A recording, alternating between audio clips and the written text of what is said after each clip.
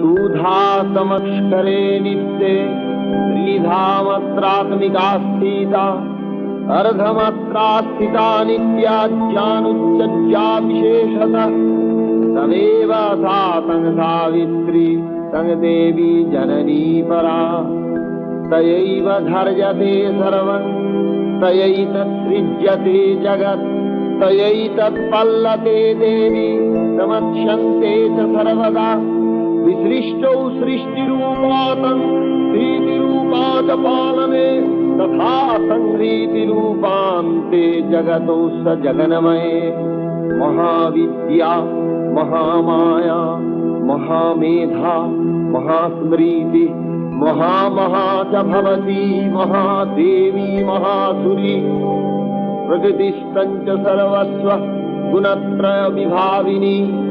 कालरात्रिर्महा